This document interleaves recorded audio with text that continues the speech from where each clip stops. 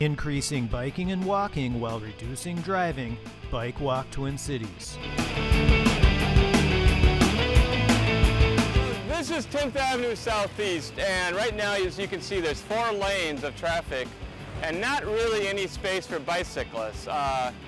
We find that most bicyclists either use a sidewalk or oftentimes they're in the gutter, which is not a safe place to be. And some brave cyclists do take the full lane, but oftentimes that triggers some animosity among the motorists. We have worked with the city of Minneapolis to come up with a 4-to-3 lane conversion, also known as a road diet. The center lane will be a shared turning lane, and there'll be 2 travel lanes, 1 in each direction. So that will provide us with enough room for bike lanes on both sides. So the cool thing about road diets is, just like a human being, when a road gets too fat, it becomes unhealthy. Motors end up in crashes they prefer not to be involved in. It doesn't work for pedestrians, doesn't work for bicyclists, doesn't work for homeowners, doesn't work for air quality, doesn't work for anything. When we put a road on a diet, shrinking it from say 4 lanes to 3 or 4 lanes to 2, it's a variety of tools we use, then the prudent driver sets the speed, so the speeds come down. With the prudent driver setting the speed, the crashes come way down, anywhere from 20% to 70% reduction in crashes.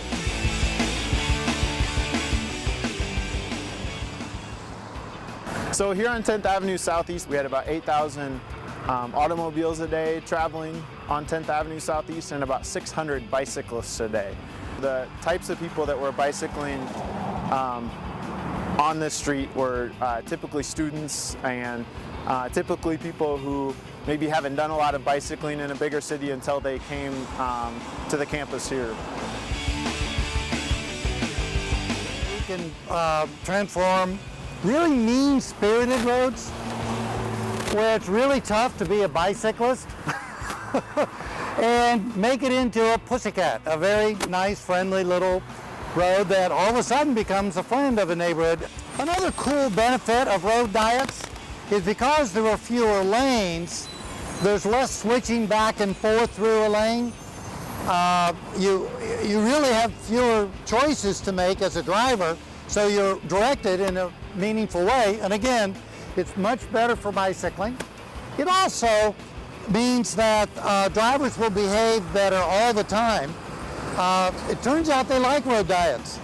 At first, there's some confusion as to whether or not if you take half of something away, that you can end up with something better. But you do, largely because you're putting 2 important things in. You're putting in the bike lanes, which give more turn radius for the motorists. They give all kinds of benefits to the motorists, as well as bicyclists, pedestrians, and so on. But they also put in a dedicated turn lane, so the motorists can now make their left turns in a safe location, versus just being out in an active lane. We also measured the amount of bicyclists who were on the sidewalk versus on the street before. So we're going to be doing an after count to see, are we moving more bicyclists off the sidewalk onto the street here to make more room for pedestrians. We're standing at the intersection of 10th Avenue and 5th Street Southeast right now. And 5th Street is a major bicycle and pedestrian corridor going east-west on this north-south road. And there's a pedestrian bridge crossing 35W that's a connection to a neighborhood across the freeway. And previously there was a double threat crash possibility at this intersection. And what a double threat is, it's when 2 lanes of motor vehicles approach a bicyclist or pedestrian crossing, and if one of the vehicles stops, especially if it's a vehicle like a truck that's hard to see around, but another vehicle comes around that truck and doesn't know why they've stopped, and in this case it would be for a bicyclist or a pedestrian, they could hit that person. And since we've gone from 2 to 1 lanes, that is a much smaller possibility now at this intersection. The 10th Avenue Southeast Road Diet adds another link in the Twin Cities Bicycle Network, connecting cyclists to major destinations like the University of Minnesota.